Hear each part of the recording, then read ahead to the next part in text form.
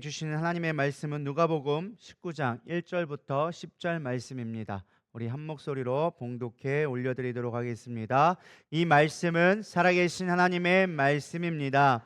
여호와께 여리고로 들어가 지나가시더라. 삭개오라 이름하는 자가 있으니 세리장이요 또한 부자라. 그가 예수께서 어떠한 사람인가 하여 보고자 하되 키가 작고 사람이 많아 할 수 없어 앞으로 달려가서 보기 위하여 돌 무화나무가에 올라가니 이는 예수께서 그리로 지나가시게 되미로라. 예수께서 그곳에 이르사 쳐다보시고 이르시되 삭개오야 속히 내려오라. 내가 오늘 내 집에 유하여야겠다 하시니 급히 내려와 즐거워하며 영접하거늘 무사람이 보고 수군거려 이르되 저가 죄인의 집에 유하러 들어갔도다 하더라. 삭개오가 서서 주께 여짜오되 주여 보시옵소서. 내 소유의 절반을 가난한 자들에게 주겠사오며 만일 누구의 것을 속여 빼앗은 일이 있으면 내 갑절이나 갚겠나이다. 예수께서 이르시되 오늘 구원이 이 집에 이르렀으니 이 사람도 아브라함의 자손이로다. 인자가 온 곳은 잃어버리는 자를 찾아 구원하려 함이니라. 아멘. 자리에 앉으시면 되겠습니다. 오늘 우리가 함께 나눌 말씀은 우리 진심이 되려면이라고 제가 제목을 정해 보았습니다. 사실 우리가 신앙생활을 하다 보면 때로는 의무감이나 습관을 따라서 형식적인 모습에 머무르게 될 때가 많이 있습니다. 변화 보고자 여기서 좀 너무 안 될 것 같다. 내가 좀 더 주님을 만나고 싶다라는 그 마음 가운데 여러 가지 어떤 시도를 하거나 환경의 변화를 추구하지만 사실 그때뿐인 경우가 많이 있습니다. 하나님께서 우리에게 원하시는 건 다른 것이 아니라 외형적인 모습이 아니라 우리의 중심에 있다라는 것을 여러분들 깨닫기를 소망합니다. 오늘 삭개오의 이야기를 통하여서 우리가 어떻게 진심으로 주님을 사랑할 수 있는지를 좀 같이 은혜를 나눠보고자 합니다. 오늘 본문의 말씀은 사실 너무나 잘 아는 이야기입니다. 주일학교 때부터 많이 들어왔던 이야기고 삭개 이야기는 모르는 사람은 거의 없을 것입니다. 그렇지만 이 단순한 이야기 가운데 사실 우리가 어떻게 진심으로 나아갈 수 있는지에 대한 비밀이 숨겨져 있어서 같이 살펴보고자 합니다. 사실 우리가 이제 20일을 단위의 기도를 마치게 되어졌는데요. 아마 여러분 마음 가운데 여러 가지 아마 생각이나 감정들이 공유되리라 믿습니다. 어떤 사람은 참석 못해서 안타까운 사람도 있을 거고 또 다 참석했음에도 불구하고 뭔가 마음에 공허함이 여전히 있는 사람도 있을 거고 또 어떤 사람은 21일 기도를 잘 마침으로 말미암아 응답받고 능력받아서 또 다른 삶을 사는 사람도 있을 거라고 믿습니다. 왜 이런 다양성이 나타나냐? 저는 다른 데 있지 않습니다. 똑같이 예배를 들어도 우리의 중심에 따라서 결과가 전혀 다르게 나타날 수 있는 것입니다. 전 여러분들이 외식적인 예배가 되지 않기를 소망합니다. 외식적인 예배를 드렸던 사람은 21일 끝나면 이제 끝났다.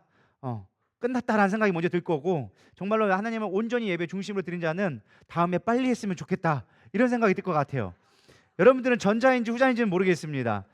여러분들 선택에 맡기겠는데 전자가 많을 가능 약간 눈치 보면 약간 그런 것 같기도 한데 어쨌든 중요한 건 우리 마음의 중심에 따라서 어떤 사람은 기쁨으로 어떤 사람은 이제 힘들었다라고 하는 또 보상 심리가 있을지도 모르겠습니다. 우리는 예배하는 자가 되어줘야 되리라 믿습니다. 진짜 예수님을 제대로 만나고 예수님을 중심으로 진심이 되어지면 우리의 삶은 반드시 변화되리라 믿습니다. 그럼 어떻게 중심이 변화될 수 있을까? 전 그 부분을 좀 묵상하는 가운데 어제 제가 TV를 보는 가운데 추성훈이 나오더라고요. 그 냉장고를 부탁해 거기 TV를 잠깐 틀었는데 그게 나왔는데 추성훈 우리 알잖아요. 그 파이터 뭐 아재 뭐 섹시 아재라고 요즘에 뭐 컨셉을 잡아서 나오던데 그 추성훈이 나오는 거예요. 추성훈이 나오는데 그 추성훈 나이가 이제 거의 50대가 거의 다 됐거든요. 근데도 몸이 막 되게 좋아요. 파이터를 하다 보니까 운동을 많이 했는데 추성훈이 이런 말을 하더라고요. 거기서 음식 이제 냉장고를 털어가지고 요리를 해서 막 먹는 프로그램이잖아요. 근데 자기는 일주일에 단 한 번만 탄수화물 먹는데요. 그러니까 쉽게 말하면 밥은 일주일에 딱 한 번만 먹는다. 그리고 나머지는 고기나 야채들로 몸을 지금도 관리하고 있다. 근데 오늘이 이제 치팅데이로 오늘 탄수화물을 먹어도 되니까 내가 그동안 못 먹었던 거에 대한 보상으로 맛있게 해달라 이런 말을 하더라고요. 그냥 단순하게 얘기한 것처럼 보이지만 저는 거기서 이게 진짜 프로구나라는 생각을 들었습니다. 사실 우리가 먹을 게 얼마나 많이 있습니까? 그런데 내가 정말로 운동하는 자고 연예인으로서 내가 관리해야 된다는 걸 알기 때문에 그러고 왜 먹지 않고 싶겠습니까? 먹고 싶겠고 할 것도 많고 그거 뭐 돈이 없습니까? 뭐 시간이 없습니까? 뭐가 없습니까? 그럼에도 불구하고 나는 운동선수고 나는 이거를 지켜야 된다라는 그것이 일주일에 단 한 번 탄수화물을 먹게 되어졌다라는 것입니다. 이걸 보면서 우리가 진짜가 된다는 게 뭘까? 내가 정말 크리스천이 되고 내가 정말 주님을 사랑하는 자가 된다는 것이 겉모습에 있지 않고 내 안에 있다라는 것을 좀 생각해 보게 되어졌습니다. 누가 뭐래도 그는 먹지 않을 겁니다. 그가 타협하지 않을 거예요. 왜요? 내가 그거를 먹는 순간 내 몸이 무너지는 것을 너무나 잘 알고 있기 때문에 그는 누가 뭐래서 시켜서 하는 것이 아니라 중심에서 스스로 그 일을 하게 되어지는 것이죠. 저는 오늘 본문의 말씀을 묵상하면서 삭개오도 이와 비슷했던 것 같습니다. 그는 세리장이었고 부자였습니다. 남들 보기에는 부족한 것이었고 모든 것을 가진 사람이었지만 사실 그의 중심에 예수님을 정말로 만나야겠다라는 마음이 있었습니다. 사실 우리는 삭개오가 예수님을 보기 위해서 돌감람나무에 올라갔다는 얘기를 되게 쉽게 생각합니다. 근데 조금만 생각해 보면 그게 쉬운 일이 아니다라는 것을 알 수 있습니다. 예수님이 어떤 분인지 단순한 호기심만으로 사실은 나이에 뭐 4, 50대 된 사람이 나무에 올라간다? 아마 쉬운 일은 아니라고 생각되어집니다. 특별히 그는 세리장이었습니다. 굉장히 큰 부자였습니다. 그는 여리고라는 성의 세리장이었어요. 여리고는 지금 어떤 거냐? 쉽게 말하면 좀 대전하고 좀 비슷한 느낌인데 온 도시에서의 무역의 중심이 되는 어떤 교통로의 중심이 되어지는 곳이 여리고였습니다. 그곳에서 그냥 세리가 아니라 세리장을 맡고 있던 사람이었어요. 모든 사람들의 세금을 걷는 중심의 역할을 했던 것이죠. 그리고 당시에 학자들의 이야기에는 삭개오 나이가 아마 4, 50대쯤 됐을 것이다. 우리가 생각하는 제때의 나이가 아니라 당시에는 예수님이 30대에 활동을 할 만큼 전체적인 연령이 낮았습니다. 그러니까 당시에는 50만 넘어도 상늙은이로 해가지고 이게 분류를 시킬 만큼 사실은 적은 나이가 아니었다는 거예요. 지금으로 따지면은 아마 60대, 아마 50대 후반에서 60대 초반 중반까지 된 연령대를 갖고 있는, 그러니까 장이 된다라는 거는 우리가 젊은 나이에 될 수 없잖아요. 뭐 3, 40대에 장이 되지 못하는 것처럼 그래도 5, 60대 이상의 사회적 지위가 있었다라고 볼 수 있죠. 오늘날로 굳이 말하면 아마 국회의원 정도의 아마 영향력은 있었지 않았을까. 우리가 대놓고 국회의원을 욕해도, 아니, 뒤에서는 얼마든지 국회의원을 욕해도 앞에서는 욕 못하는 것처럼 사실 사회적인 지위가 있었어요. 사람들이 욕하고 막 비방할지언정 대놓고 욕하지는 못할 정도의 사회적 지위가 있었던 거죠. 그런 사람이 뭐 오늘날에도 쉽진 않겠지만 그 고대 사회의 그런 사회적 체면과 나이와 어떤 그런 것을 두고 나무에 올라간다라는 것은 쉬운 일이 아니었을 것이다라는 것입니다. 아마 수많은 사람들이 수군거렸을 거예요. 야, 쟤왜 올라간대? 저 뭐 이상한 거 아니야? 이런 식으로 아마 사람들이 아마 놀리기도 했을 것입니다. 그러나 삭개오는 그 모든 것을 뒤로하고 예수님을 꼭 만나야겠다라는 진실함이 있었다라는 것입니다. 그가 올라갈 수 있었던 것은 자기의 한계에 부딪힌 것을 초월한 거였어요. 사람들의 말이 무엇을 하든 나는 주님을 만나야겠다라는 열정이 있었다라는 것입니다. 저는 우리가 예배 드릴 때 이 삭개오와 같은 마음이 있어야 되리라 믿습니다. 여러분, 이 자리에 무엇 때문에 나오셨습니까? 이 목사 얼굴 보려고요? 절대 그런 건 아니죠. 또 그걸 또 너무 부정하고 아니라고 하면 저는 뭐가 되겠어요. 또 대놓고 이렇게 아니라고 하면 저도 또 상처받아요. 마상 받아요. 이제 또 대놓고 그런 건 아닌데, 어쨌든 중요한 건 제 얼굴 보려고 온 것이 아니라 하나님 만나러 왔잖아요. 주님 만나러 왔잖아요. 그럼 우리가 그런 주님의 열정을 보고 나와야 되는데, 사실 우리는 인간이다 보니까 작은 말 한마디에 넘어갑니다. 사람들이 뭐 교회가 아무리 뭐 사랑이 많고 해도 내가 원하지 않든 나에 대한 말들이 나올 수밖에 없는 곳이 교회예요. 왜? 관심이 있으니까 서로 사람들한테 얘기하고 뭐 이런 얘기도 하고 저런 얘기도 하다 보니까 나오는데, 그 말이 다 내 마음에 맞느냐? 그렇진 않아요. 때로는 내 마음에 듣지 않고 내 마음에 상처되는 말도 할 수 있다라는 거죠. 근데 그럼에도 불구하고 우리는 뭐 해야 돼요? 주님을 만나러 나오겠다는 열정이 있어야 된다라는 거예요. 중심이 있어야 된다는 거예요. 왜 사람들의 말에 흔들려서 내 신앙을 양보하냐는 거예요. 할렐루야. 그건 되게 미련한 거예요. 사람들 때문에, 환경 때문에, 이것 때문에 우리의 신앙을 빼앗긴다? 되게 보면 어떻게 보면 당연한 것처럼 보이지만 당연한 게 아니라 되게 어리석은 짓이라는 거예요. 지금 오늘 삭개오를 보면, 삭개오가 아니죠? 삭개오 맞죠? 삭개오. 제가 맨날 나사로랑 헷갈려가지고 제가 설교를 준비하다가도 나사로는 한 10번 쓴 것 같아요. 나사로는 쓰다 보니까 나사로 아니지 갑자기 삭개오 받고 했는데, 삭개오는 어떠한 환경이 있다 할지라도 주님을 만나야겠다는 열정이 있었기 때문에 주님을 만날 수 있었다라는 것입니다. 우리의 진심은 그거예요. 우리 어떤 환경이 아니라 내가 주님을 꼭 만나야겠다는 중심을 갖고 나올 때 여러분 이 자리에 주님을 만나게 되리라 믿습니다. 여기 5절에 보면 이렇게 나와져 있습니다. 예수께서 그곳에 이르사 쳐다보시고 이르시되 삭개오야 속히 내려오라. 내가 오늘 내 집에 유하야 하겠다 하시니. 전 이 말씀이 오늘의 핵심 구절인데요. 자, 예수님이 그곳에 가시는데 쳐다보시고 이르시되라고 얘기하고 있습니다. 단순하게 예수님 봤네 이런 개념이 아니라 사실은 예수님이 온다는 소식을 듣고 여리고에 있는 수많은 사람들이 성문 앞에까지 나가서 예수님을 막 둘러싸고 있었습니다. 오늘 본문 말씀에 뭐라고 있어요? 삭개오가 가려고 하는데 사람의 무리가 너무 많아서 볼 수 없을 정도로 많았다. 그러니까 제가 볼 때는 적어도 한 수백 명 이상의 사람들이 예수님을 둘러싸서 막 우르르 이렇게 군집으로 움직였던 것 같습니다. 그러니까 삭개오가 볼 수 없었겠죠. 그냥 몇십 명 있었다고 하면은 이렇게 해서 아마 볼 수 있었을 거예요. 물론 키가 작은 한계가 있었겠지만, 그러나 나무에 올라갈 정도로 한다면 수십만 수백의 사람들이 예수님을 둘러싸고 있었던 거예요. 근데 예수님은요 이 수백의 사람들을 주목하지 않았습니다. 그냥 보이는 거였어요. 예수님은 그에 주목하지 않으셨어요. 근데 예수님은 누구에게 주목했습니까? 삭개오한테. 왜요? 그가 높은 데 올라갔다고 튀는 행동을 했다고 그가 주목한 걸까요? 아니요. 예수님은 단 한 번도 그냥 의도적으로 어쩌다가 생긴 일이 없습니다. 의도적으로 사마리아에 가시고, 의도적으로 여리고에 가시고, 의도적으로 중풍병자를 만나러 그 자리로 가셨다라는 것이에요. 오늘의 주인공은 누굴 보러 온 거예요? 삭개오를 보러 온 거예요. 수많은 무리들이 있었지만 그 무리들이 주목하지 아니하고 예수님을 만나기 원했던 그 삭개오에게 주목해 보셨다라는 것입니다. 여러분은 어디에 속해 있습니까? 수많은 무리 속에 있습니까? 아니면 내가 예수님을 만나기 위해서 예수님이 주목하는 한 사람이십니까? 아직 이해를 잘 못하셨나 봐요. 대답이 없으니까. 제가 다시 설명해 드릴까요? 수많은 사람들 예수님을 만나겠다고 하는 수많은 무리 중에 하나입니까? 아니면 내 정말 진심으로 주님을 보지 못하면 나의 인생이 끝난다라는 열정을 가지고 내 안에 중심을 가지고 나온 삭개오 같은 자입니까? 할렐루야. 삭개오 되기를 축복합니다. 수많은 무리를 예수님이 주목하지 않으셨어요. 예수님은 정말 주님을 만나면 안 된다라는 그 한 사람에게 주목하여 봤다라는 것입니다. 저는 오늘 여러분들이 예수님이 주목하는 자가 됐으면 좋겠습니다. 그냥 와서 구경꾼 되지 않았으면 좋겠어요. 예수님 뭔데? 와, 왔다. 이게 아니라 정말로 주목할 수 있는 한 사람이 중요하다라는 것입니다. 여기서 중요한 질문이 있습니다. 도대체 삭개오가 나무 위를 오를 만큼 간절한 것이 도대체 무엇이었을까? 그냥 예수님이 유명해서 한번 그냥 연예인 구경하려고 걔 올라갔냐? 그러기에는 사실 삭개오가 감수해야 될 리스크가 너무 크다라는 거예요.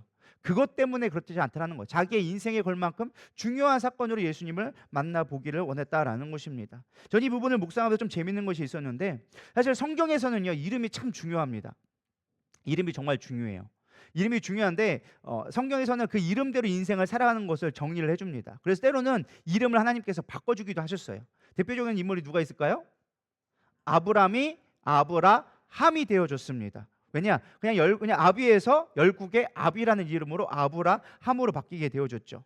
야곱은 속이는 자였습니다. 개선하는 자였습니다. 근데 하나님이 그의 이름을 바꿨어요. 뭐라고 바꿨을까요? 이스라엘이라고 이름을 바꾸게 되어졌습니다. 교만했던 사울, 큰 자라는 뜻을 갖고 있던 사울을 하나님께서는 이름을 바꿔주셨어요. 뭐라고 바꿨어요? 바울, 작은 자라는 이름으로 바꿔주셨다라는 것이죠. 여러분들 질문이 있습니다. 자, 삭개오의 이름이 뜻이 어떤 거라고 생각하십니까? 자, 여러분 알기 어려우니까 제가 쉽게 하겠습니다. 긍정적일 것 같아요? 부정적일 것 같아요? 부정적일 것 같죠. 우리는 삭개오하면 당연히 부정적인 인물이라 생각하지만 삭개오의 이름의 뜻은 너무나 긍정적인 이름입니다. 깨끗한 사람, 의로운 사람이란 뜻이 삭개오라는 이름의 뜻을 갖고 있습니다. 아마도 삭개오의 부모는 삭개오를 낳고 깨끗한 사람, 의로운 사람이 되기를 마음먹어서 삭개오란 이름을 지어줬을 거예요. 어릴 때는 내가 삭개오야, 사람들이 삭개오야 막 부르고 했었겠죠. 근데 그가 시간을 먹어가면서 자신의 삶을 살아가면서 아마 많은 사람에게 알려지기를 원했고, 왜? 그는 키가 작았거든요. 키가 작았던 난쟁이라는 어떤 신체적인 어떤 불구 때문에, 어떤 어려움 때문에 자기를 알아봐 주기를 원했고, 그런 것 때문에 더 욕망이 커져서 더 많은 부를 얻기 위해서 아마 세리가 됐을지도 모르겠습니다. 근데 그러면서 그는 점점점 자기의 정체성을 잃어가기 시작하는 거예요. 나는 의로운 사람, 깨끗한 사람이었는데 지금의 자신의 환경을 돌아봤더니 어떤 사람이에요?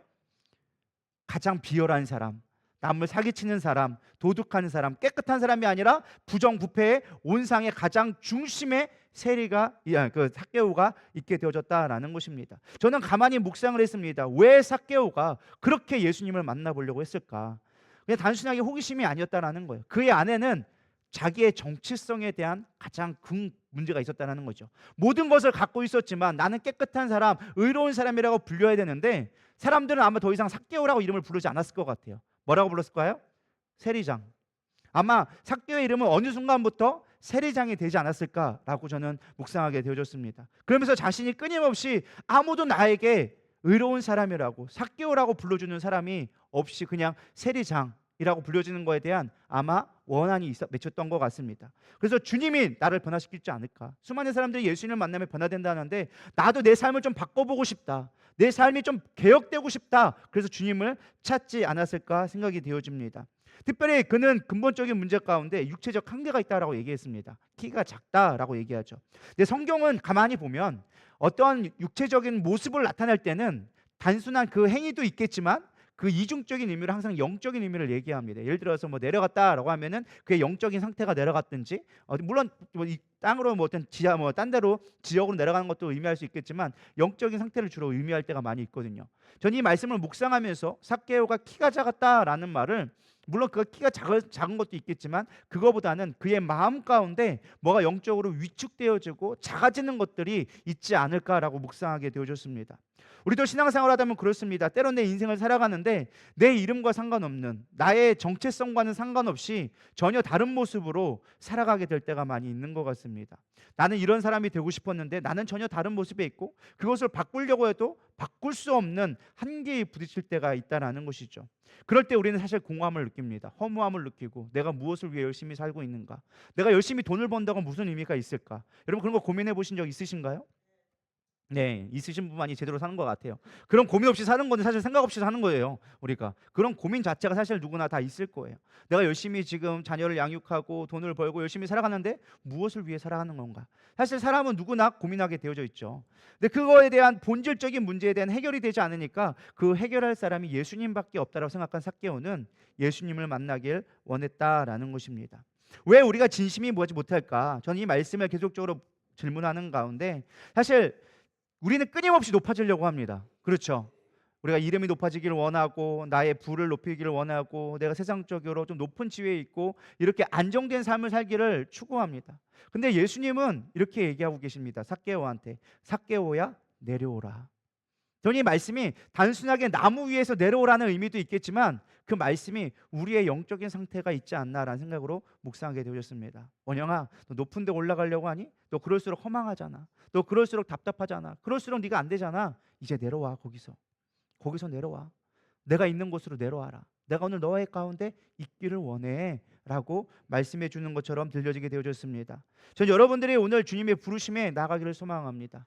삭개오는 그 삭개오야 불러졌을 때 그 감동에 아마 들어갔을 것 같아요. 나는 정말로 허망한 상황 가운데 예수님을 만나기 원하는데 사람들이 나를 삭개오라 부르지 않고 세리라고 불렀던 그 모든 부정적이며 저건 도둑이야, 저거는 나쁜 놈이야, 막 XX 하면서 사람들이 비난했던 그 모든 것들을 끊임없이 들어왔는데 나를 처음 본 그가, 내가 정말로 기대하고 소망했던 그가 내 이름을 불러주는 거예요. 삭개오야, 너는 의로운 자잖아. 더 이상 죄 가운데 있지 마. 허망된 곳에 있지 말고 이제 내가 있는 곳으로, 내가 너와 함께 있기를 원하니까 이제 내려와. 거기서 내려와 라고 하는 말이 그냥 가볍게 들려지지가 않더라고요. 오늘 주님이 여러분들을 부르심을 여러분 믿으시길 바랍니다. 이 자리에 여러분 중심된 진심으로 나온다면 주님께서 우리를 불러주시는 거예요. 예를 들어서 의와나 니로 내려와라. 너의 헛된 욕망들 내려놓고 내가 있는 곳, 네가 어떤 모습이든 난 상관없어. 난 너와 함께 할 거야. 내가 너와 함께 할 테니까 이제 내려와라 라고 부르시는 그 응답에 여러분들이 대답하기를 소망합니다. 전 이러면서 이런 찬양이 떠올랐어요. 오늘 찬양의 건데요, 내일은 마시죠. 우리 한번 찬양 한번 잠깐 불러보겠습니다. 네. 가사를 생각하면서 우리 한번 불러봤으면 좋겠어요. 내가 삭개오 된 마음으로, 아 주님 오늘 나를 불러주시고 계시구나. 나를 불러주고 내가 그 어떤 허망된 것들을 내려오라고 불러주고 계시구나. 우리 고백하는 마음으로 잠시 한번 불러보겠습니다.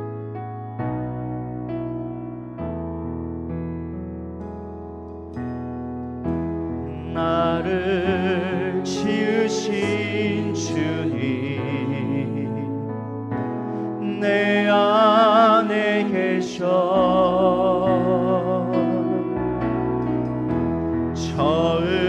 처음부터 내 삶은 그의 손에 있었죠. 내 이름 아시죠. 내 모든 생각도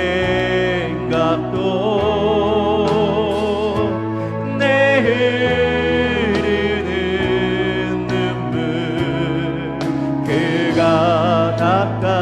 닦아주셨죠. 내 이름 아시죠. 내 이름 아시죠. 내 모든 생각도 내 흐르는 눈물 그가 닦아주셨죠. 사실 우리가 중심이 되는 것, 내 안에 진심이 주님과 연결되어지는 것은 막 엄청 화려한 것에 있지 않아요. 어떤 율법에 있지 않아요. 그저 주님의 날 알아주는 것, 그거 하나만으로도 우리의 중심은 변화될 수 있다는 거예요. 주님 우리를 불러주고 계세요. 누구야 누구야 이리 와라. 여러분 그 부름에 좀 응답했으면 좋겠습니다. 그것에 좀 내려올 수 있는 용기가 있었으면 좋겠어요. 우리가 막 올라가려고 했던 것보다는 사실 올라가는 것보다 더 힘든 건 내려오는 거더라고요. 제가 보니까 내려오는 게 쉬운 일이 아니에요. 근데 그 모든 걸 내려놓고 주님이 부르시는 곳에 내려갈 수 있기를 축복합니다. 삭개오가 내려오게 되어집니다. 사람들이 수군거립니다. 그리고 예수님이 얘기합니다. 내가 오늘 너의 집에 유하여야겠다. 사람들이 그 말을 하겠죠. 야, 저가 죄인의 집에 유하러 들어가노라. 사실 죄인의 집이라고 말합니다. 대놓고 삭개오가 있는데 예수님한테 얘기하는 게 왜 죄인의 집에 들어갑니까? 이 말 한마디로 사실은 삭개오가 갖고 있던 가장 큰 고민이 무엇인지 우리는 알 수가 있습니다. 늘 난 죄인이었구나. 사람들이 나를 죄인으로 인정하구나. 많은 걸 가지고 있다 할지라도 내 안에 가장 근본적인 죄의 문제가 해결되지 않으니까 여전히 두려울 수밖에 없었다라는 것입니다. 근데 예수님이 오셔서 삭개오한테 얘기한 게 그거예요. 내가 너의 집에 유하여야겠다. 근데 사실 이 말씀을 잘 보면요, 우리는 그냥 집에 가겠다 이런 말로 생각하지만 이 말씀의 원어를 보면 좀 전혀 다른 의미로 가게 되어집니다. 뭐라고 얘기하느냐? 내가 오늘 너의 세계 가운데로 들어가겠다. 여러분 이 말씀의 뜻이 그거예요. 내가 너의 세계 가운데로 들어갈게. 이거는 부탁이 아니에요. 내가 들어가면 안 될까? 이런 말이 아니라 내가 오늘 너의 세계 가운데로 들어갈 거야. 믿으십니까? 주님은 오늘 이 순간 여러분의 삶 가운데로 들어가기 원하신다는 거예요. 제가 가만히 묵상하니까 예수님은요 오지라퍼예요. 오지라퍼. 그냥 다 간섭하고 싶어 하시는 분이세요. 믿으십니까? 근데 우리 그 예수님을 너무 몰라. 제가 가만히 묵상했는데요, 묵상하다 보니까 깨달은 게 그거예요. 우리는 예수님을 사랑한다고 얘기하지만 예수님을 부담스러워해요. 예를 들어 볼게요.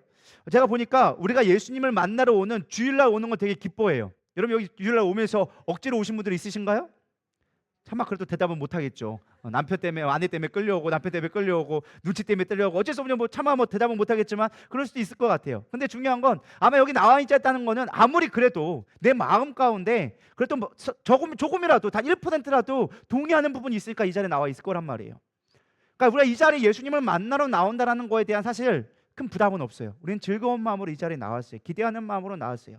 근데 중요한 건 뭐냐? 내가 오고 싶을 때 오는 건 상관이 없는데 내가 원하지 않는, 내가 주인 되지 않은, 내 의도적이 되지 않는 예수님이 올 때는 우리는 되게 불편해요. 제가 솔직하게 얘기해 볼게요. 조금 더 쉽게 얘기해서 만약에 여러분들 월요일 날 예수님이 찾아간다면 여러분 어떨 것 같아요?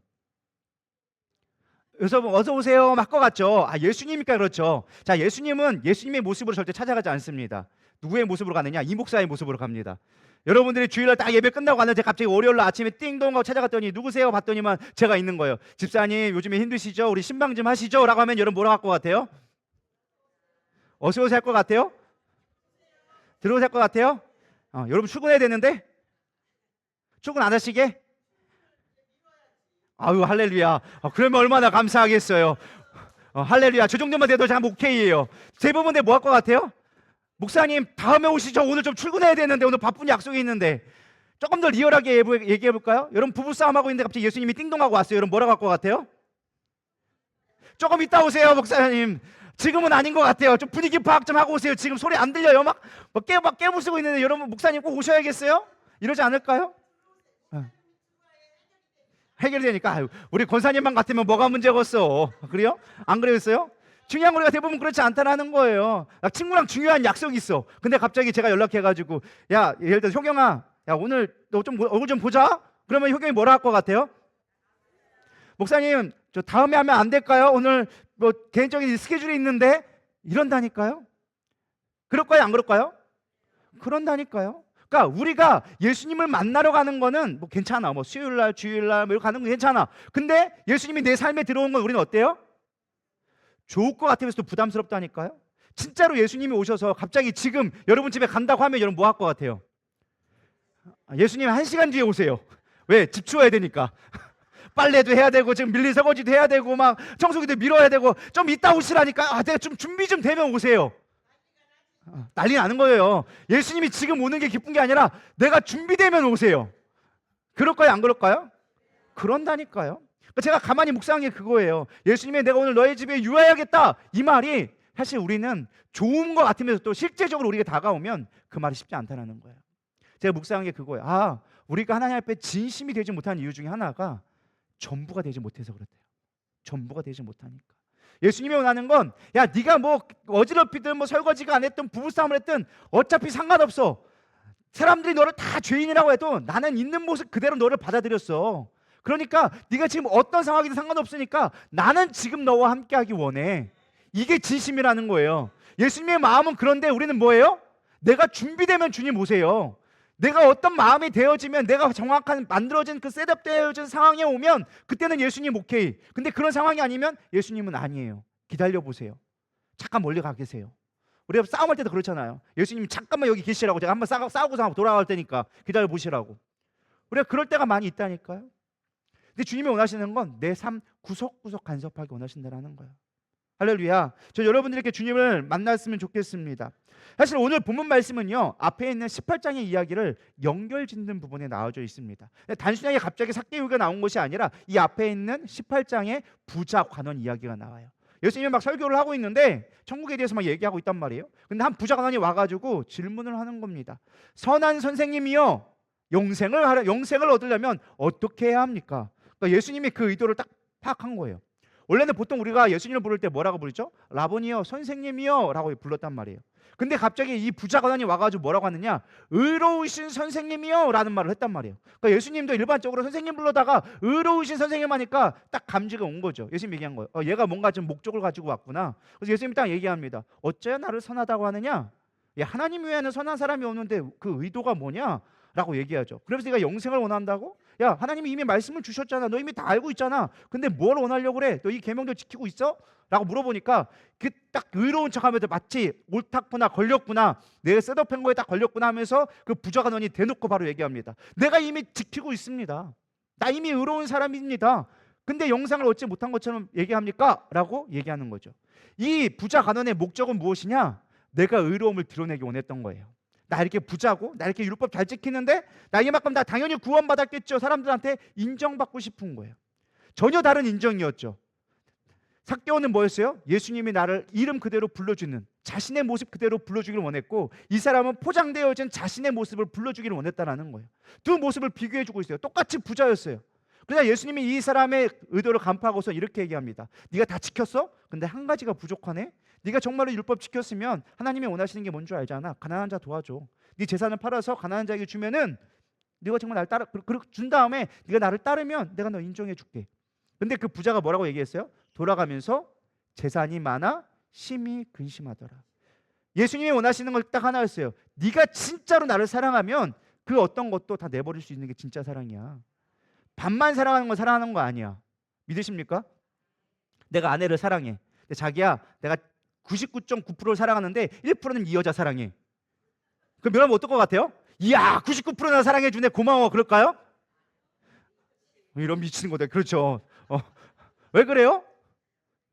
완전한 사랑은 99%가 아니에요. 100%가 돼야 진짜 사랑인 거예요. 99.9% 돼도 0.01% 이미 부족한 순간 우리는 그거는 이미 마음에 상했어. 아무 필요 없어. 거짓말이라 할지라도 난 자기밖에 없어라고 얘기한 사람한테 그 사람한테 마음이 가는 거지.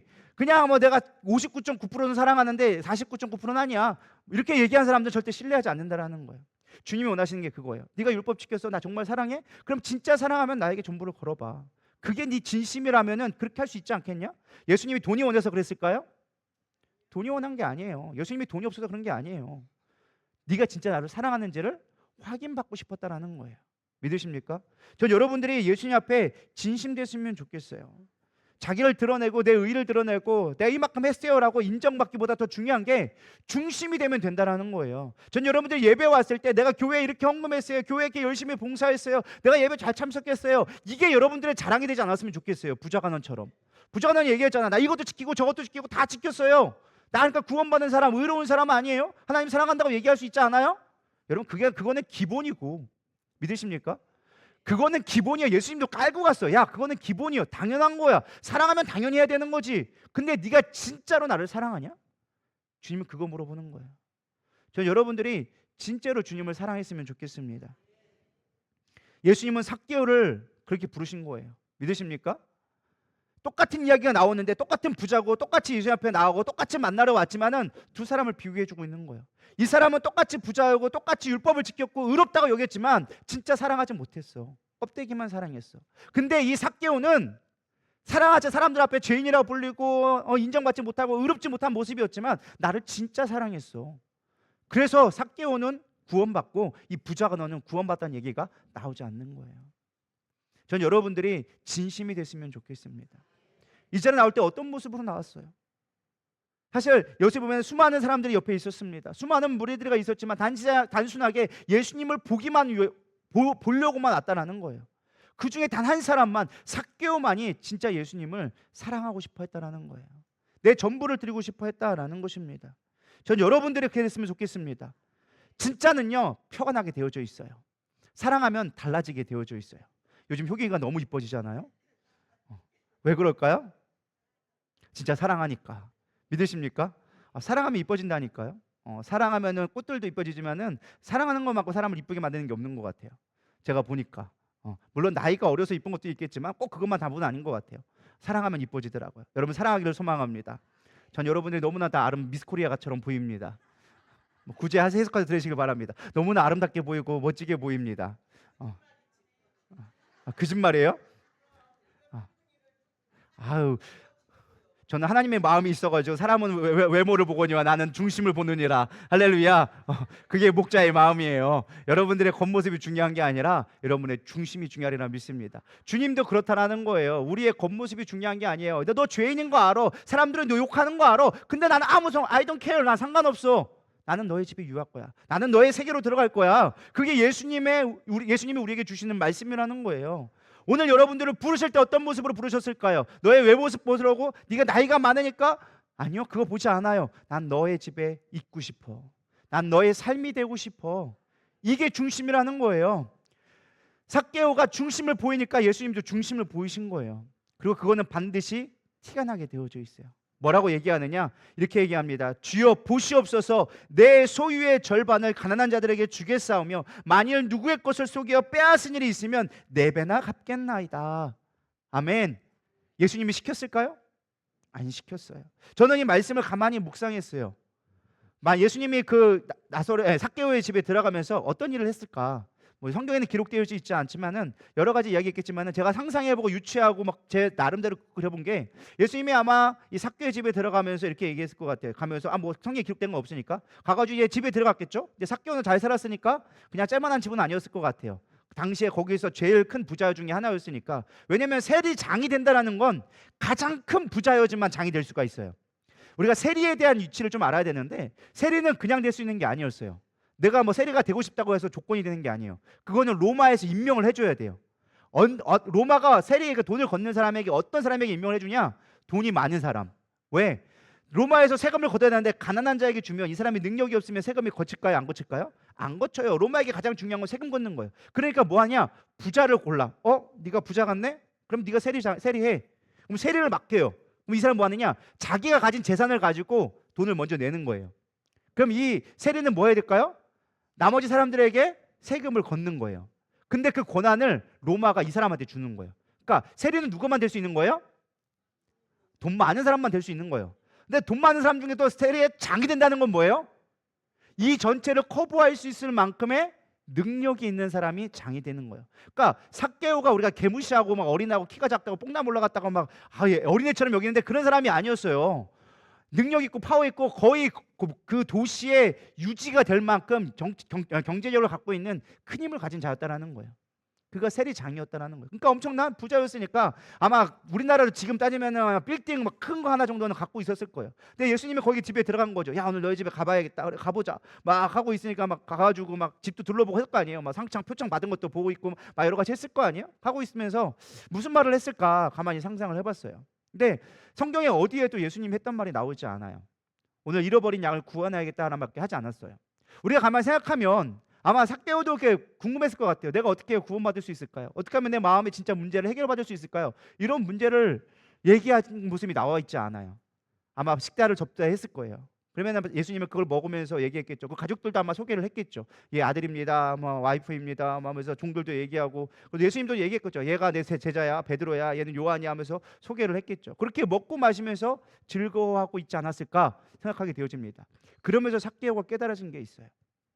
사람들은 나를 정죄하고 판단하고 나의 겉모습을 보려고 하지만 예수님은 나와 친구가 되고 싶어 하구나, 나와 함께 하고 싶어 하는 거구나 라는 것을 깨닫게 되어지죠.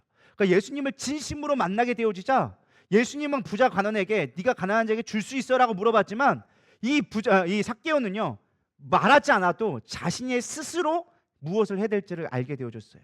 저는 깨달은 게 그거예요. 우리가 예수님을 진짜 만나게 되어지잖아요. 뭘 해야 될지를 물어볼 필요가 없는 거예요. 여러분, 물어본다라는 의미가 무엇이냐? 하기 싫은 거예요.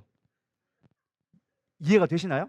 몰라서 물어보는 게 없어요. 여러분들 신앙생활 잘하려면 뭐 해야 돼요? 아니, 여러분 그냥 아는 거 대답해 보시라는 거예요. 여러분 신앙생활 잘하려면 어떻게 될까요? 물어봐야 돼요. 그거 물어보는 게 아니고 그건 정답이 아닙니다. 여러분 예수님 잘 믿으려면 뭐 해야 돼요? 예수님하고 친해지려면 뭐 해야 돼요? 여러분 다 알고 계시잖아. 모르지 않는다고요. 말씀 봐야 되고, 기도해야 되고, 예배 잘 드려야 되고, 하나님 나라를 위해서 열심히 섬겨야 되는 거, 예수님하고 친해질 수 있는 거 여러분 너무나 잘 알고 있어요. 근데 중요한 건 우리가 그걸 힘들어해요. 가끔 이런 사람이 물어보죠. 목사님 혹시 담배 피면 지옥 가나요? 목사님이 제가 지난번에 얘기했잖아요. 지옥은 가지 않을 것 같은데 천국 가는 사람들은 담배 피지는 않는 것 같다고. 이게 무슨 의미인지 여러분 잘 깨닫기를 소망합니다. 우리가 물어봤을 때는 그 사람이 몰라서 물어봤을까요? 그 사람이 담배 피지 말라는 거 몰라서 물어봤을까요? 몰라서 물어본 게 아니라 피하고 싶은 거예요. 인정받고 싶은 거예요. 또 하나 예를 들어볼까요? 가끔 문자 와요. 목사님 저 오늘 누구는 모임이 있어가지고 오늘 주일 예배 못 가요. 죄송합니다. 제가 항상 궁금한 게 그거예요. 무슨 일이 있어서 못 가는 것까지는 괜찮아. 근데 왜 나한테 미안해 하는데? 제가 뭐 여러분들의 뭐 심판관입니까? 뭐 예배 안 드리면 제가 여러분들의 뭐 목을 따기랍니까? 아니면 뭐 돈을 내라고 뭐 벌금을 물기랍니까? 그냥 목사님 죄송해요. 오늘 못 가요. 저한테 죄송할 필요 하나도 없어요. 믿으십니까? 또 어떤 애를 물어봐요. 옛날 청년부들이 목사님 저 이번 주일에 시험 보러 가야 돼요. 시험 보러 가. 근데 그 아이가 하고 싶은 건 뭐냐? 제가 물어봤어요. 몇 시에 시험 보는데? 오후 2시요. 제가 뭐라고 대답할까요? 일부 예배 드리고 가. 근데 지금 그 마음에는 어떤 마음이에요? 걔가 몰라서 그걸 물어봤을까요? 그냥 편안하게 시험 보고 예배 안 드리고 싶은 게 그게 본질인 거예요. 그래서 물어본 거예요. 저 오늘 목사님 시험 봐서 못 가는데 어떻게 할까요? 그게 본질이 아니라는 거예요. 제가 말씀드린 수업 시간 이제까지 얘기했던 중심의 핵심이 뭐예요? 중심이 있으면 된다는 거예요. 진심이 돼야 되는데 우리는 진심이 아니라 늘 물어본다는 자체가 뭐예요? 피하고 싶은 거예요. 여러분 다이어트 하려면 뭐 해야 될까요? 안 먹고 운동하면 돼요. 근데 왜 살 안 빠지는데? 하기 싫으니까. 운동하기 귀찮고 배고픈데 그거 왜 하고 있어? 그냥 편하게 살려고 해야지. 제가 말씀드린 포인트는 그거예요. 우리가 정말 예수님을 만나고 내 삶을 변화되게 원한다면 진심이 된다면 바뀐다는 거예요. 근데 우리가 진심이 아니니까 알면서도 행하지 않는다라는 거예요. 살 빼고 싶지 않은 사람 누가 있겠어요? 근데 살은 안 빠져. 왜? 진심이 아니니까. 제가 깨달은 게 그거예요. 진심이 되면 다 빠지더라고요. 결혼하려니까 살 다 빼더라고요. 빼지 말라고도 다 빼. 깨달은 게 그거라니까요. 제가 은양이 보고 깜짝 놀랐어요. 제가 뭐 은양이가 뚱뚱하다 뭐 그런 얘기가 아니라 은양이가 반쪽이 된 거예요. 야, 너 반쪽 됐다니까. 목사님 저 좀 시집 가야죠. 누가 빼라고 했나? 그렇게 해도 안 빼지던 게 작정되니까 진심이 되니까 된다라는 거예요. 우리가 안 되는 이유가 뭔지 아세요? 진심이 아니라 그런 거예요. 여러분 인생이 바뀌고 싶습니까? 정말 내 삶에 어떤 새로운 변화를 원한다면 여러분 진심이 되어지면 돼요. 여러분 정말로 내가 예수님을 제대로 알고 싶습니까? 진심이 되면 돼요. 진심이 안 되기 때문에 우리는 늘 핑계대는 거예요. 늘 답을 다른 걸 물어보기 시작하는 거예요. 몰라서 물어보는 게 아니에요. 다 알고 있어요. 기도해야 된다는 거, 말씀 봐야 된다는 거, 예배해야 된다는 거 다 알고 있어요. 근데 하기 싫거든. 변화되기 싫다는 거예요. 제가 처음에 추성원 얘기를 했어요. 진심인 사람은, 나의 정체성이 분명한 사람은 시키지 않아도 해요. 껍데기에 중요치 않아요. 내가 알아. 내가 알아. 먹었는지 안 먹었는지 누가 알아? 내 몸이 더 빨리 알아. 안 먹으면 빠지고 먹으면 쪄요. 난 물만 먹어도 살찐다. 다 거짓말이에요. 먹으니까 찌는 거지. 난 물만 먹어도 살찐다고 그런 거 없어. 몸은 정직해요. 운동 안 하면 바로 불어요. 너무 잘 알아. 내가 내 뇌를 속이려고 나는 운동했어, 나는 안 먹었어 얘기해도 먹으면 몸은 다 알아. 우리의 진심은 다 안다라는 거예요. 믿으십니까? 전 여러분들이 진심이 됐으면 좋겠어요. 삭개오처럼 진심이 되면 우리는 따지고 묻고 핑계대지 않아. 내가 뭐 목사님 오늘 예배에 못 나가요 그런 거 얘기할 필요도 없어. 왜? 내 중심이 진짜라면 혼자 나와서라도 기도하고 가. 진짜 일부 예배 나와서 오고 안 되면 끝나고도 서울에서 비행기 타고라도 와. 믿으십니까? 그게 진심이에요. 정말로 주님을 섬기고 주님을 만나기 원하는 그 모습이 되어진다면 상황과 조건은 나에게 영향력이 있지가 않아요. 전 여러분들이 진심이 되기를 소망합니다. 말씀을 정리하려고 합니다. 저는 말씀을 정리하면서 또 한 사람이 떠올랐어요. 바로 향유옥합을 깨트린 여인의 모습이 나옵니다. 바로 누가복음 7장에 있는 모습인데요. 아마 성경에서 이 사람들을 얘기합니다. 아마 가늠하다 현장에서 잡힌 마리아가 아니었을까. 사람들이 딱 이 여인이 오자마자 얘기합니다. 야, 죄인이 왔다. 죄인이 왔다. 가늠하다 잡힌 여인이니까 죄인이라고 성경에서는 기록해 주고 있습니다. 근데 이 여인이 오더니만 이상한 행동을 하기 시작하는 거예요. 자기가 갖고 있던 향유옥합을 깨트리더니 예수님의 발 앞에 붓기 시작하는 거예요. 그리고 자기의 머리털로 그거를 닦기 시작하는 거예요. 사람들이 막 웅성웅성 되기 시작하는 거예요. 예수님이 바리새인 집에서 식사를 하고 있는데 막 수많은 사람들이 모여 있을 거 아니에요? 제자들도 거기 다 있었을 거 아니에요? 그 모습을 보고서는 막 엉뚱한 행동을 하니까 갑자기 그 비싼 걸 향유로 붓질 않나, 막 머리카락 갖고 막 닦고 있지 않나, 막 이러니까 뭐 이런 미친년이 다 있어. 속된 말 이렇게 했던 거죠. 우리 생각으로 보면은 뭐 이게 뭐 하는 거야 하면서 막 화를 내기 시작하죠. 그러면서 화내기가 약간 명분이 생겨야 되니까 뭐라고 얘기하냐? 야, 이 비싼 향유를 가지고 가난한 자를 도와줬으면 얼마나 좋았겠냐. 쓸데없이 무슨 짓 하는 거야? 이게 뭔 짓이야? 막 책망하기 시작하는 거예요. 예수님이 가만히 있다가 들으시더니 이렇게 얘기하시는 거예요. 누가복음 7장 44절. 그 여자를 돌아보시며 시몬에게 이르시되, 베드로에게 얘기한 거예요. 대놓고 얘기한 거죠. 만만하니까. 야, 이 여자를 보느냐? 내가 내 집에 들어올 때 너는 내게 발 씻을 물도 주지 아니하였다. 이 여자는 눈물로 내 발을 적시고 그 머리털로 닦았으며 너는 내게 입 맞추지도 아니하였으되 그는 내가 들어올 때부터 내 발에 입 맞추기를 그치지 아니하였으며 너는 내 머리에 감람유도 붓지 아니하였을 때 그는 향유를 내 발에 부었느니라.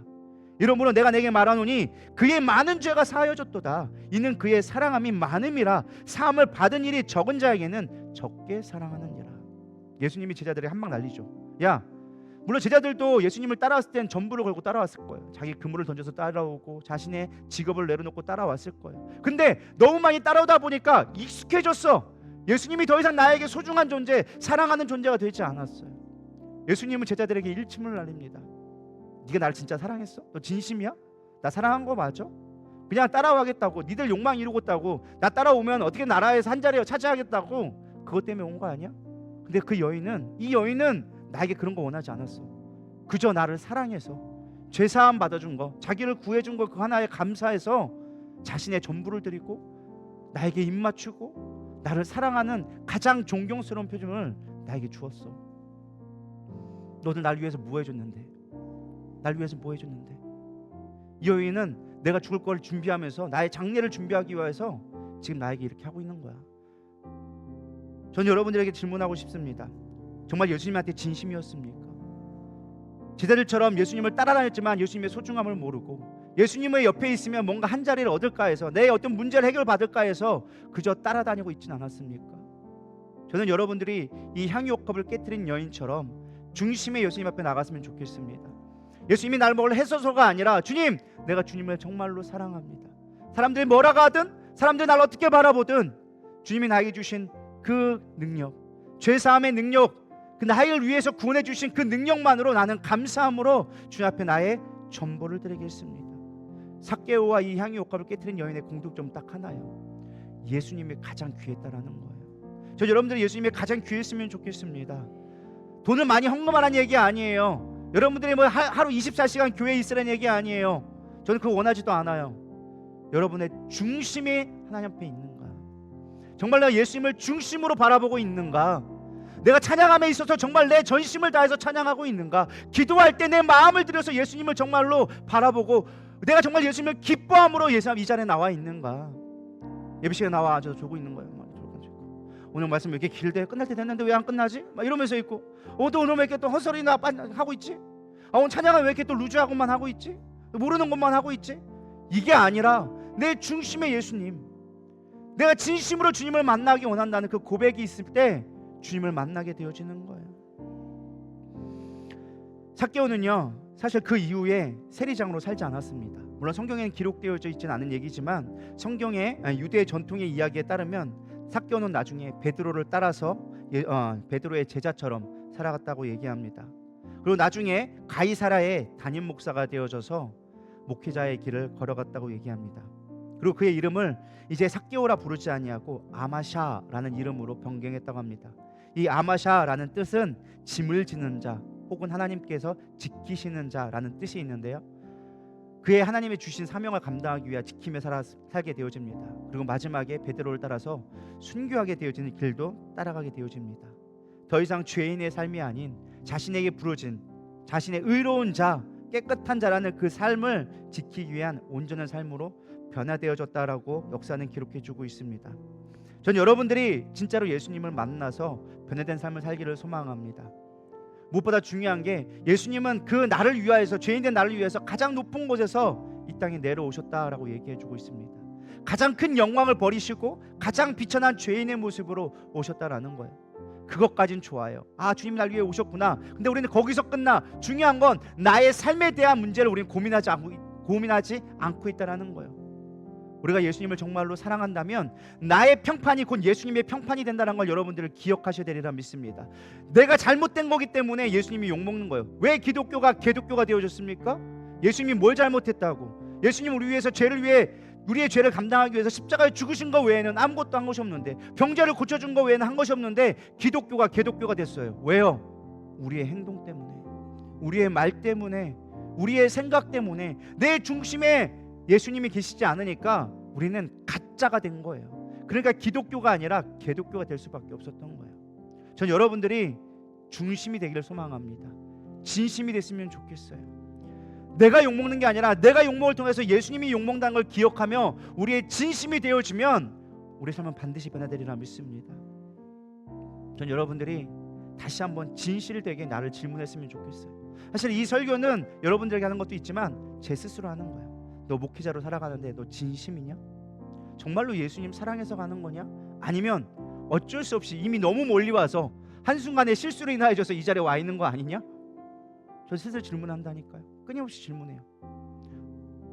왜? 더 이상 늦으면 돌아갈 수도 없거든. 제가 볼 때 이미 너무 멀리 왔어. 돌아가기에는 딴 데 가려고 해도 갈 데가 없어.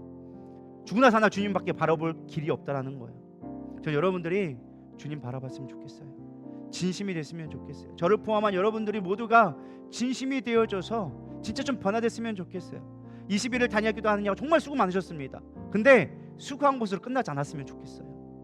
예수님이 진심이 됐으면 좋겠고, 우리가 어떠한 일을 갖든 오늘 또 하루 살아갈 때 그 예배가 진실되어지고 내일이 없는 것처럼 오늘을 살아가며 내 중심이 되어질 수 있는 저 여러분 됐으면 좋겠습니다.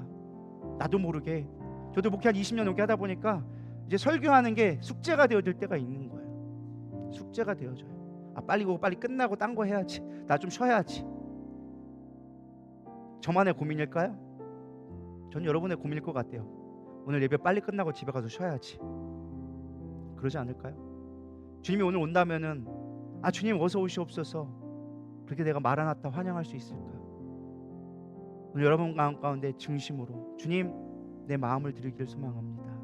고백하는 마음으로 우리 찬양하면서 우리 기도로 나아가도록 하겠습니다.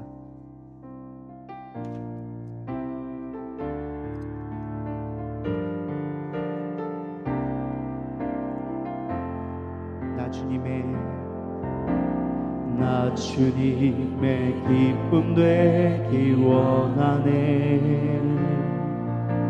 내 마음을 새롭게 하소서. 새 부대가 되게 하여 주사. 주님의 빛 비추게 하소서. 다시 한번 나 주님의 기쁨 되기 원하네. 내 마음을 새롭게 하소서. 새 부대가 되게 하여 주사 주님의 빛 비추게 하소서.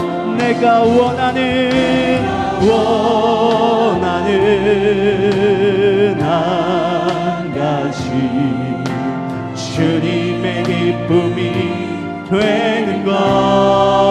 내가 원하는 한 가지 주님의 기쁨이 되는 것. 겸손히 내 마음 드립니다. 겸손히 내 마음 드립니다. 나의 모든 것 받으소서. 나의 맘 깨끗게 씻어주사 주의 길로 행하게 하소서. 내가 원하는 한 가지 주님의 기쁨이 되는 것. 내가 원하는 한 가지 주님의 기쁨이 되는 것. 내가 원하는 한 가지 주님의 기쁨이 되는 것.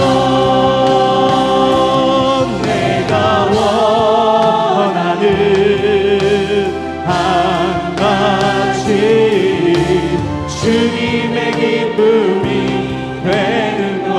오늘 말씀을 상속하면서 주님, 내가 삭개오같이 주 앞에 나가기를 소망합니다.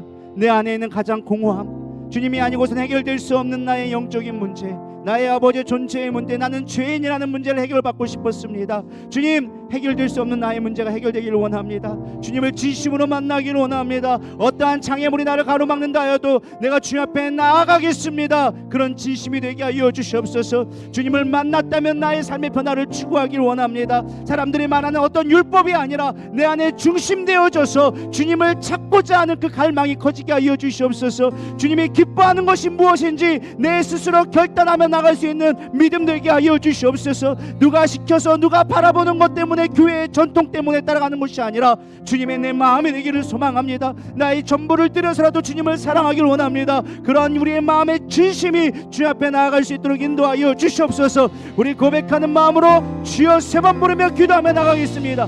기도하시겠습니다. 주여, 주여, 주여.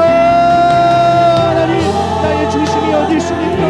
나는 무엇을 향해 바라보고 있습니까? 세상에 높아지려고 하고 더없이 높아지려고 하는데 지금은 나에게 말씀하십니다. 내려와라, 내가 너의 집에 유하여야겠다. 내려와라, 내가 너의 집에 유하여야겠다. 하나님, 오늘 나의 삶 가운데 임하여 주시옵소서. 나의 삶 가운데 임하여 주시옵소서. 내 삶의 중심이 되어 주시옵소서. 세상에 바라보는 방법이 아니라 주님이 바라보시는 시선으로 주님의 마음이 내 안에 있기를 소망합니다.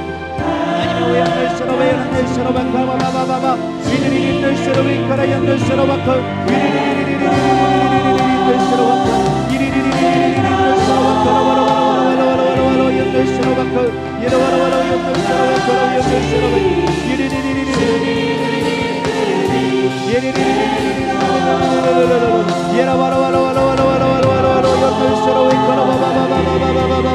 주님, 내 안에 진심이 있게 하여 주시옵소서. 주님을 더 의지하게 하여 주시옵소서. 주님만 바라보게 하여 주시옵소서. 나의 시선이 주님 앞에 고정되게 하여 주시옵소서. 환경 보지 아니하고 주님만 바라보기를 원하는 우리들의 기도 가운데 주님 함께 하여 주시옵소서. 주님을 만날 수 있는 온전한 믿음 되어질 수 있도록 주님 역사하여 주시옵소서. 하나님, 우리는 연약한 자입니다. 죄인입니다. 오늘 어찌 살아가야 될지 모르며 많은 것을 누리고자 계속 높아지려 하지만 주님 오늘 우리에게 말씀하십니다. 이리 내려와라. 내가 너와 함께 하기를 원한다. 우리의 그 모든 것들을 내려놓을 수 있는 믿음 되게 하여 주시옵소서. 주님으로 만족하며 주님과 교제하는 삶이 되게 하여 주시옵소서. 여전히 허황된 것들을 바라보며 여전히 나에게 채워지지 않는 것들만을 바라보며 우리가 나아가고 있지 않습니까? 주님이 나를 불러주시는데, 나의 있는 모습 그대로 불러주시는데 우리는 그 음성을 외면하고 있지는 않습니까? 내가 원하는 때 내가 원하는 모습으로만 주님을 만나려고 하고 내 삶 속에 있는 주님은 우리는 부담스러워하지 하고 있지 않습니까? 이 시간 내려놓게 하여 주시옵소서. 내 중심의 주님을 더욱더 사랑하게 하여 주시옵소서. 진심으로 나아가게 하여 주시옵소서. 거짓된 모습, 아버지 누구한테 인정받는 모습이 아니라 누가 뭐라 하든 나는 주님을 사랑한다라는 진심이 될 수 있도록 우리를 인도하여 주시옵소서. 예배가 중요한 것이 아닙니다. 예배 안에 있는 중심이 중요함을 깨닫게 하여 주시옵소서. 우리 안에 중심의 모습이 회복되기를 소망합니다. 너무나 익숙해진 우리의 모습들을 내려놓게 하여 주시옵시고 정말 내 중심 가운데 주님이 아니면 안 된다라는 간절함이 회복되게 하여 주시옵소서. 올드게 주님을 만나러 왔사오니 만나 주시옵시고 우리 삶의 여러 가지 문제들, 삶에 있는 나의 아버지의 약점들이 이제 강하게 되게 하여 주시옵소서. 주님으로 아버지의 약점이 강점되게 하여 주시옵소서. 약함이 강함되게 하여 주시옵소서. 그렇게 주님 앞에 나아가기를 소망합니다. 함께하여 주시옵소서. 이제 우리 주 예수 그리스도의 은혜와 하나님의 무한하신 사랑과 성령님의 내주 교통 위로하심이 이제 하나님의 은혜 가운데 주님만을 원하며 주님 앞에 모든 것을 내려놓기 원하기를 작정한 자들 위해 이들의 사업과 가정 위에 지금으로부터 영원토록 함께 계실지어다. 아멘.